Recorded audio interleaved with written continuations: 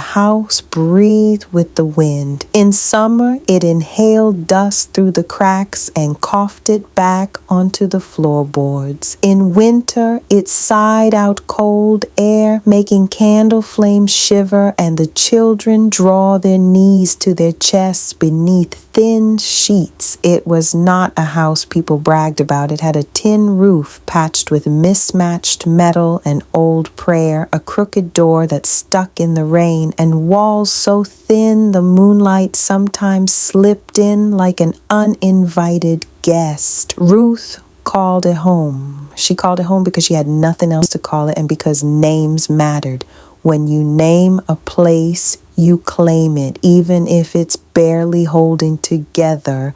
And Ruth, bone sturdy but back bowed from years of lifting what life kept dropping, claimed this small, stubborn house with the same careful respect she gave the children sleeping inside it.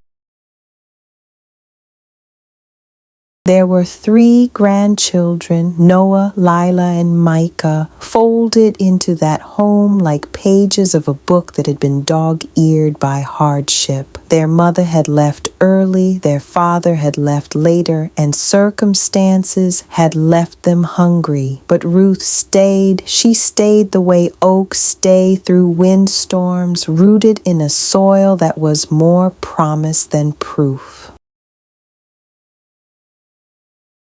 On the kitchen shelf there was a jar where coins sounded louder than they were. On the table there was a Bible with a cracked spine and a pencil tucked into the Psalms like a rib. On the stove there was often nothing at all, and on the wall there was a calendar with months that kept arriving whether or not the pantry kept up. Yet each morning the house woke the same way with Ruth's voice. "Up, my lambs," she'd say, tapping on doors, brushing hair from foreheads, cupping cheeks that grew thinner when the work dried up.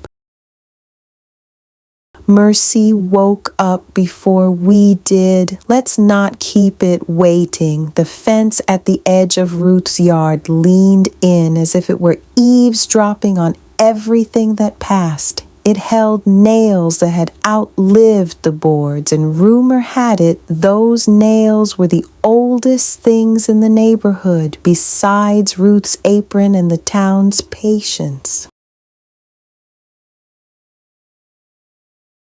People paused there to gossip the way birds pause on telephone wires, light and thoughtless, a perch more than a destination. "Poor children," someone would say. "She can't keep going like that," said another. "She will never make it," a woman once murmured, thinking the wind swallowed her words. But sound travels strange around lack. It echoes louder where there isn't much else. Ruth heard. She didn't flinch. She lifted a bucket of water from the pump and carried it inside, hips steady, jaw set. She did not waste breath on conversations that didn't put bread on the table or courage in a child's spine. At night, when Noah's stomach growled, Ruth would touch his hair and whisper, "You are not empty. You are waiting to be filled."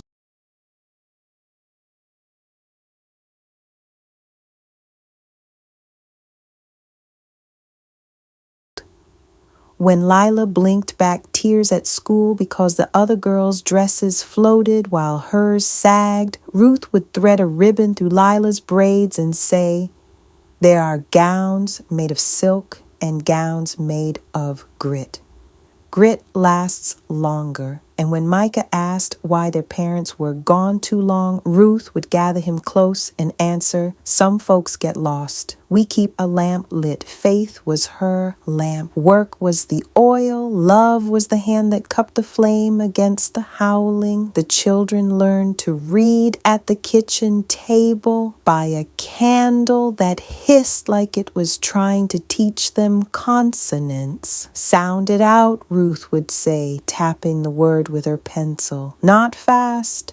True Noah, The oldest was slow with words but relentless. He would trace letters with a finger like a man tracing a map to a place he had never seen but needed to reach.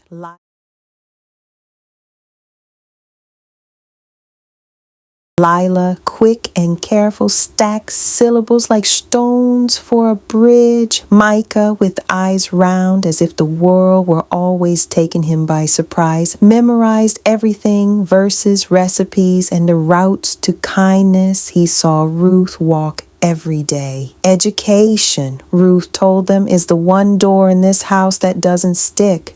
Push it and it will open. When the candle burned low, she would pinch the wick between wetted fingers and say, "Enough." Brains need rest the way bread needs time.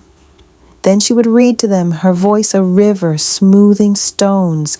She read from the Bible until the children fell asleep on words like rock, shepherd, table, cup, words they could carry into dreams and wake up still holding.